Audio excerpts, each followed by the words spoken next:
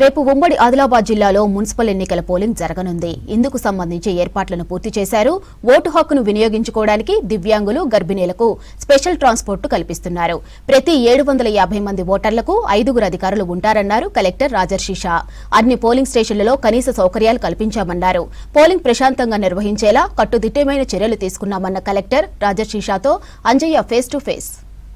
ఆదిలాబాద్ జిల్లాలో మున్సిపాలిటీ ఎన్నికలకి సర్వం సిద్ధమైంది. ప్రధానంగా ఉమ్మడి ఆదిలాబాద్ జిల్లాలో 6 మున్సిపాలిటీలు ఉన్నాయి. ముఖ్యంగా ఉమ్మడి ఆదిలాబాద్ జిల్లాలోని ఆదిలాబాద్ మున్సిపాలిటీ, అదేవిధంగా నిర్మల్ జిల్లాలో Nirmal municipality, Bhainsa municipality, Khanapur municipality, ఏదైతే ఆసిఫాబాద్ జిల్లాలో ఆసిఫాబాద్ మున్సిపాలిటీ, కాగజ్ నగర్ మున్సిపాలిటీ ఉన్నాయి. ఈ మున్సిపాలిటీలో ఎన్నికలు నిర్వహించడానికి అధికారులు ఎన్నికలకు సంబంధించి అన్ని ఏర్పాట్లు చేస్తున్నారు. ముఖ్యంగా రేపు ఎన్నికలు జరగనున్న నేపథ్యంలో అధికారులు ఎవరైతే ఎన్నికల విధుల్లో పాల్గొంటున్నారో వారందరికీ సంబంధించిన సామగ్రిని పంపిస్తున్నారు. మొత్తం ఆదిలాబాద్ జిల్లా కేంద్రంలోని టీటీడీసీ కేంద్రం వద్ద ఉన్నాం. ఇక్కడ ఎవరైతే ఎన్నికలకు సంబంధించిన విధుల్లో పాల్గొన్న సిబ్బంది అందరూ కూడా వారు ఎన్నికలను సజావుగా నిర్వహించడానికి అవసరమైన ప్రతి ఏదైతే గుండు పిన్నుతో సహా ప్రతిది కూడా అప్పజెప్పడం జరిగింది. వారందరూ కూడా ఎన్నికల్లో విధులు నిర్వహించడానికి ఇక్కడ నుంచి టీటీడీసీ కేంద్రం నుంచి పోలింగ్ కేంద్రానికి సిద్ధమవుతున్నారు. అయితే ఎన్నికలకు సంబంధించిన ఏర్పాట్లు ఏ విధంగా చేశారు, ఎట్లా చేశారు అనే అంశంపై మనతో మాట్లాడడానికి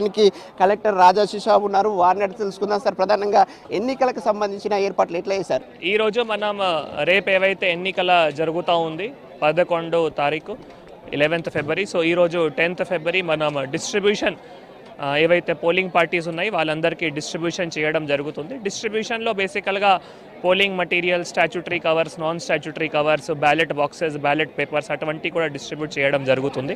సో ఇక టీటీడీసీలో మనం సుమారుగా 1300 స్టాఫ్లో PO, APO, OPO, zonal officers, ROs, micro observers వాళ్ళందరూ కూడా ఇక్కడ రిపోర్ట్ చేశారు.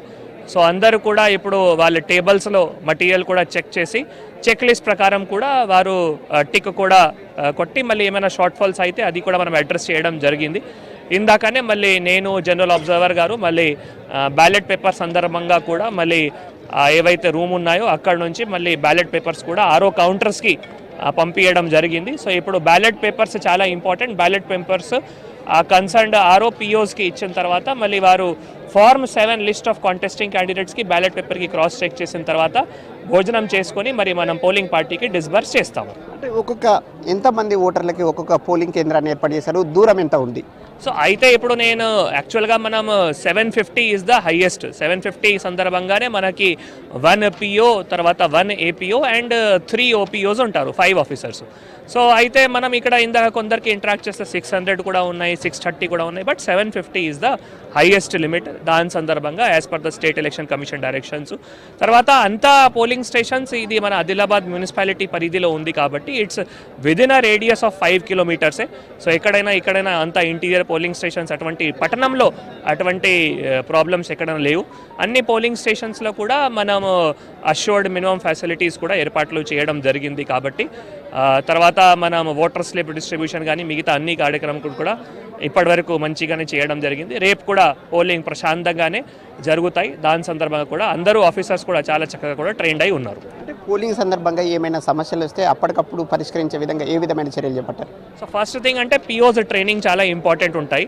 సో పిఓస్కి మనం 2 ట్రైనింగ్స్ పెట్టిన తర్వాత పిఓస్ పైన మళ్ళీ రిటర్నింగ్ ఆఫీసర్స్ ఉన్నారు, రిటర్నింగ్ ఆఫీసర్స్ పైన జోనల్ ఆఫీసర్స్ ఉన్నారు, జోనల్ ఆఫీసర్స్ పైన మళ్ళీ మనకి కమిషనరు, తర్వాత ఏసీఎల్బి, నేను, అంటే దేర్ ఇస్ అ హైరర్కీ. ఎక్కడైనా అడ్రస్ చేయడానికి హైరర్కీ ఉంటుంది.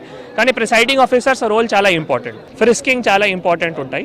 ఫ్రిస్కింగ్ ఆఫీసర్స్ కానీ బిఎల్ఓస్ ఎవరైతే ఉన్నారో దాని సందర్భంగా చాలా ఇంపార్టెంట్ ఉంటాయి. కాబట్టి మనం ప్రతి ఒక్క పోలింగ్ లొకేషన్లో ఫ్రిస్కింగ్ ఆఫీసర్స్, మహిళల పుల్ అండ్ తర్వాత పురుషులు పోలీస్ ఆఫీసర్స్ ఉన్నారు. మన అడ్మినిస్ట్రేషన్ తరఫు నుంచి కూడా మహిళల ఫ్రిస్కింగ్ ఆఫీసర్స్ ఉన్నారు.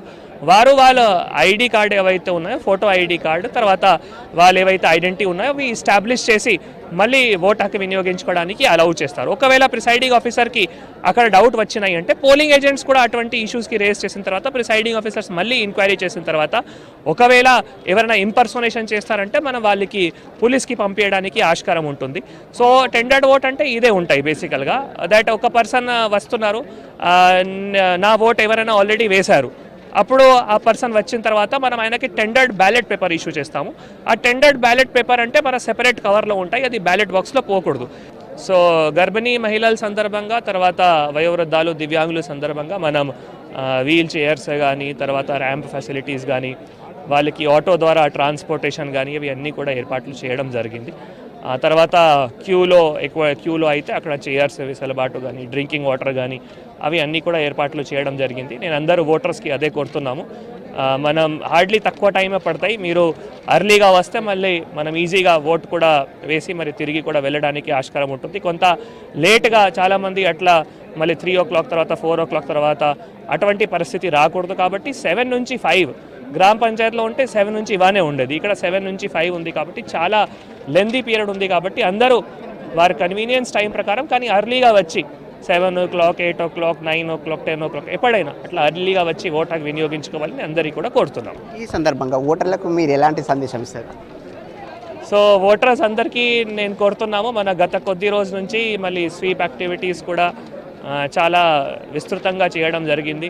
స్వీప్ ప్రచారథం కానీ, మీటింగ్స్ కానీ, మైక్ అనౌన్స్మెంట్స్ కానీ, ఓటర్ స్లిప్ డిస్ట్రిబ్యూషన్ కానీ అవి అన్నీ కూడా చేయడం జరిగింది. కాబట్టి దయచేసి ప్రతి ఒక్కరు ఓటరు మీ ఓటర్ స్లిప్తో పాటు మళ్ళీ 18 రకాలు ఏవైతే డాక్యుమెంట్ ఉన్నాయో అవి ఏదైనా ఒక డాక్యుమెంట్, ఫోటో ఐడి డాక్యుమెంట్ తీసుకొని వచ్చి రేపు ఓటు హక్కు వినియోగించుకోవాలి. ఈ మన అందరిది బాధ్యత ఉంది. మన అభివృద్ధి కోసం కానీ, మన ఏవైతే కాన్స్టిట్యూషన్ ఫండమెంటల్ డ్యూటీ ఉన్నాయి దానికోసం కానీ ఇవి చాలా ఇంపార్టెంట్. ఇవి ఏమైనా చేయకపోతే మనం ఏవైతే అకౌంటబిలిటీ ఉంటాయి, మన అడగడానికి ఏవైతే హక్కు ఉన్నాయో అవి అన్నీ మన దగ్గర ఉండవు. కాబట్టి ప్రతి ఒక్కరు ఓటరు వారు ప్రశాంతంగా వచ్చి మళ్ళీ ఓటు హక్కు వినియోగించుకోవాలి నేను కోరుతున్నాను. ఎవరైతే వారికి వసతులు కల్పించామని కలెక్టర్ చెప్తున్నారు, అదేవిధంగా ఏదైతే ప్రశాంతంగా శాంతియుతంగా ఎన్నికలు నిర్వహించడానికి అధికారులు అప్రమత్తంగా ఉన్నారు, అదేవిధంగా శాంతియుతంగా ఎన్నికలు నిర్వహిస్తామని కలెక్టర్ చెప్తున్నారు. కెమెరామెన్ విఠల్తో అంజయ్య, V6 న్యూస్, ఆదిలాబాద్ జిల్లా.